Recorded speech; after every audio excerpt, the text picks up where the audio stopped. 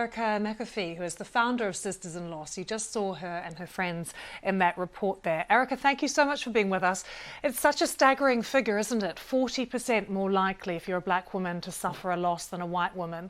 And one of the things that clearly came through in Tulip's report there is that women don't feel listened to. How was it for you and for your friends to experience that no one is listening to my concerns?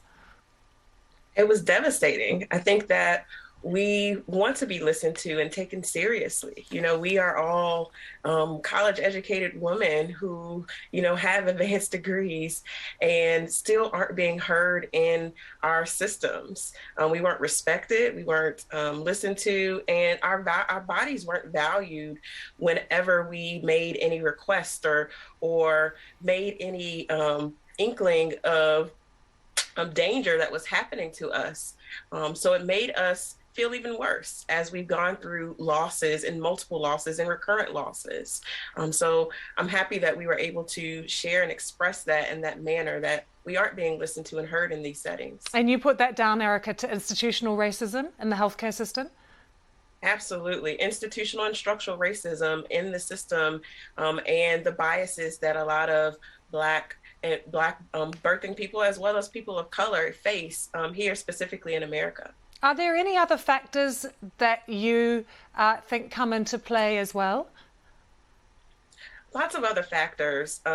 Obviously, there isn't a social economic issue when it comes to loss, particularly miscarriage in the States.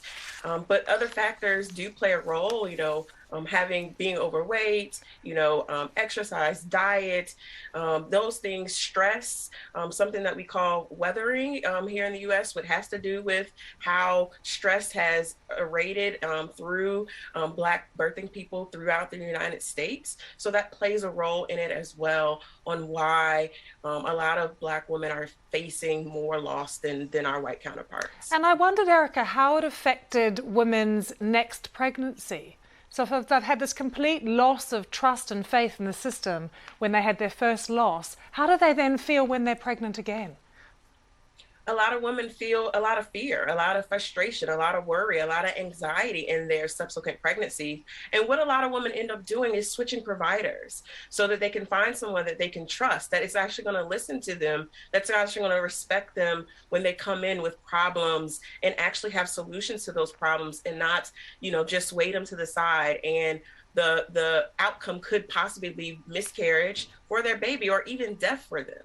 Erica, I know you've been sharing some of your concerns with Kamala Harris. That's quite a voice to have on your side. What did she say to you? What does she think can be changed?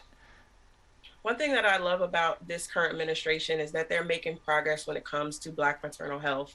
With the Build Back Better and the Black Maternal Health Omnibus here in the U.S. and all of the different bills that have passed through Congress, definitely has to get passed through Senate and signed into law, but they are making progress. I think having Vice President Kamala Harris in office as a Black woman, as a South Asian woman, is helping us champion this cause. So there's money that's out there. It's just getting these people voted into Senate so that we can get it passed through our senators and signed into law by this current administration. But they are making progress. Progress is being made, and I'm hopeful that a lot of these bills will get into the hands of community-based organizations like Sisters in Loss, where we're out there doing a lot of this grassroots work, and that we can implement and really help more Black and brown birthing women.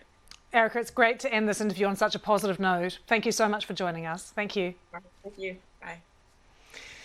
The worst drought in 40 years